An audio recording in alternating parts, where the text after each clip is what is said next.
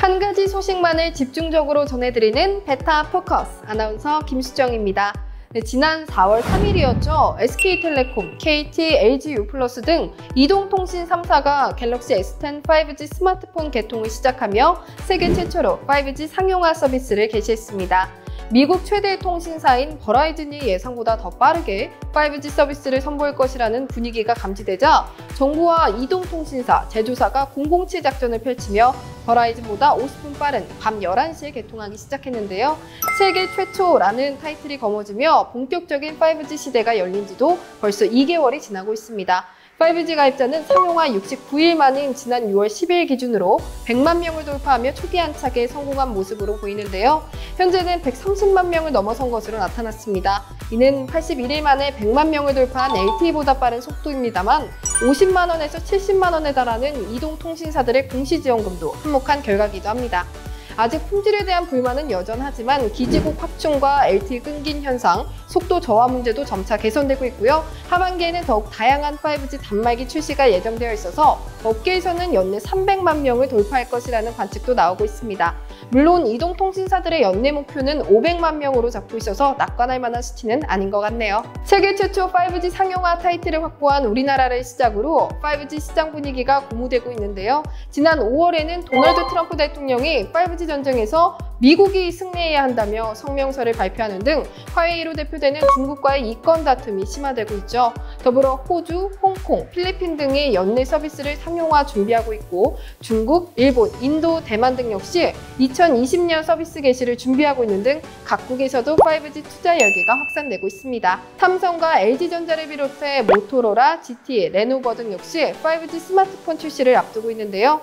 우리나라 정부 역시 5G 전략 산업을 집중 육성하고 생태계를 구축한다는 5G 플러스 전략을 선보이며 5G 생태계 내실 다지기에 들어섰습니다. 이처럼 5G 시장의 글로벌 경쟁이 가속화되고 있는데요. 5세대 이동통신, 5G에 주목해야 하는 이유는 무엇일까요?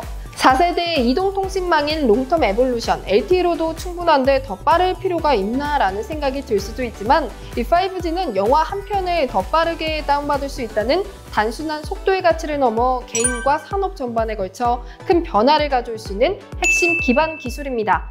5G 초고속, 초저지연, 초연결 세 가지의 주요 특징을 살펴볼까요? 5G의 가장 큰 장점은 역시 속도죠.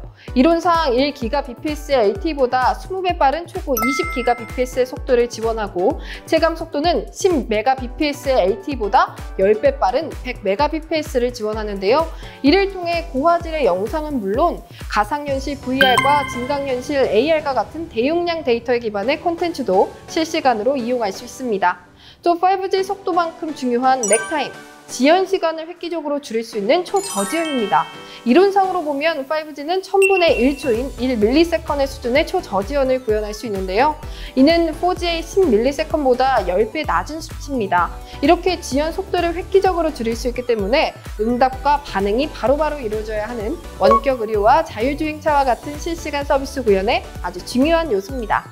접속 밀도와 에너지 효율의 향상을 기대할 수 있는 초연결도 5G의 장점입니다. 5G는 제곱킬로미터당 10만 대를 지원했던 4G와 달리 10배 증가한 100만 대를 지원해 대규모의 동시 접속을 지원하고 에너지 효율도 4G 대비 100배 향상되어 있는데요. 이처럼 인터넷에 연결될 수 있는 단말기와 센서의 수를 크게 증가시켜 만물 인터넷, 대규모의 사물 인터넷 환경을 구현하고 스마트홈과 스마트시티 기반 기술로도 활용할 수 있습니다. 세계 최초 5G 상용화 타이틀 획득에 이은 다음 스텝은 5G 인프라 확충이겠죠. 현재 우리나라는 5G 시장 주도권 우위를 이어가기 위한 후속 조치가 한창입니다. 정부는 지난 4월 8일 5G 플러스 전략을 발표하며 차세대 스마트폰, 엣지 컴퓨팅, 로봇, 드론, VR, AR 디바이스 등 10대 핵심 산업과 또 실감 콘텐츠, 스마트 공장, 자율주행차, 스마트시티, 디지털 헬스케어 등 5대 핵심 서비스에 집중 투자할 것이라는 구상을 밝혔는데요. 이러한 5G 생태계 구축을 위해 2023년까지 민간과 함께 30조 원 이상을 투자, 2026년 생산액 180조 원과 수출액 730억 달러 달성, 일자리 60만 개를 창출한다는 목표입니다. 국내 이동통신 3사 역시 5G 망 구축과 관련 콘텐츠 확보에 총력을 펼치고 있는데요. 각 전국의 주요 지역을 대상으로 기지국과 장비 설치 작업을 진행 중에 있고 3사 공동으로 KTX 역사, 인천 김포공항, 서울 코엑스몰 등 120여 곳과 함께 하반기에는 영화관과 대형마트 등 인구 밀집 건물 350여 곳에서도 5G 공동망을 구축한다는 계획입니다. 특히 이동통신 3사 간 5G 시장 선점을 위한 실감형 콘텐츠 경쟁도 본격화되고 있습니다. 물론 4G 통신 시대에도 가능했지만 처리 용량과 속도에 한계가 있었던 것은 사실이죠. 대용량의 데이터를 빠르게 전송할 수 있는 초고속과 지연 시간을 줄일 수 있는 초저지연과 같은 5G 특성과 만나면 실감형 콘텐츠는 이제 제대로 된 꽃을 피울 수 있게 되었습니다. 이동통신 3사는 관련 콘텐츠 확보는 물론 VR 단말기와 이용 요금제를 결합한 상품도 내놓고 있는 등 단순한 콘텐츠 사업을 넘어 플랫폼 사업자로서의 위치에서 5G 시대의 킬러 콘텐츠가 될 VR 시장에 적극 공략해 주도권을 잡겠다는 것을 알 수 있겠네요. LG U+는 전용 플랫폼인 U+ VR과 함께 U+ AR, U+ 프로야구, U+ 골프, U+ 아이돌에 이어 세계 최초로 5G 기반으로 한 클라우드 VR 게임을 선보였는데요.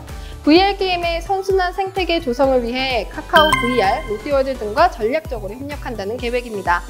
5G 클라우드 VR 게임은 PC와 케이블 없이 머리에 착용하는 디스플레이 장치인 HMD만으로 공간 제약 없이 언제 어디서나 무선으로 스트리밍해 VR 게임을 즐길 수 있는 것이 특징입니다.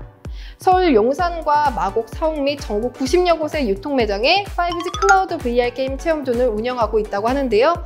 KT는 4K 고해상도 화질을 제공하는 개인용 VR 서비스 슈퍼 VR을 선보이며 플랫폼 사업자로서의 포부를 밝혔는데요. 구독형 월정액 VR 서비스인 슈퍼 VR은 지난해 선보였던 전용 VR 서비스 기가라이브 TV의 단말기 제공과 콘텐츠 업그레이드해 새롭게 출시한 서비스입니다. 삼성 기업 VR을 활용해 스마트폰과 연동한 VR 서비스를 제공하는 다른 이동통신사와 달리 무선 독립형 VR HMD 기기인 피코 G2 4K를 활용해 4K 해상도의 고화질 콘텐츠를 지원하는 것이 특징입니다. 현재는 와이파이를 이용하지만 2020년에는 5G 모듈을 적용한 HMD 제품도 출시할 예정이라고 하네요. SK텔레콤은 온라인 스트리밍 플랫폼인 옥수수의 VR 전용관을 통해 VR 콘텐츠를 제공하고 있는데요. VR 게임과 VR 콘텐츠 등 다양한 실감형 콘텐츠 만여 편을 이용할 수 있습니다. 특히 시중에 출시된 대부분의 HMD VR 기기와 호환이 되고 타 통신사 이용객들도 이용할 수 있는 것이 특징입니다. 더불어 VR 기기와 콘텐츠를 무료로 제공하는 5GX VR 팩을 출시했는데요. 단말기 보급과 상품 판매에 집중하고 있는 LG U+, KT와는 조금 다른 모습으로 보여지네요. SK텔레콤은 VR 시장이 성숙할 때까지 콘텐츠를 다양화하는 동시에 개방 정책을 통해 판을 먼저 키우겠다는 전략입니다. 자, 지금까지 5G에 대해 알아봤는데요. 5G는 실감형 미디어, 인공지능 관제 서비스, 자율주행차, 원격 헬스케어, 스마트시티, 스마트홈 오피스 등 눈에 보이지는 않지만 다양한 기술을 구동하는 중요한 역할을 담당합니다. 더불어 인공지능, 빅데이터, 클라우드, 사물 인터넷 등과 함께 4차 산업혁명이 거론되고 있는데요. 5G는 이러한 4차 산업혁명을 가능하게 하는 기반 기술이자 4차 산업패권의 가늠자인 것이죠. 이것이 우리가 5G를 주목해야 하는 이유입니다. 지금까지 베타 포커스 아나운서 김수정이었습니다. 좋아요, 구독, 알림 설정은 잊지 마세요.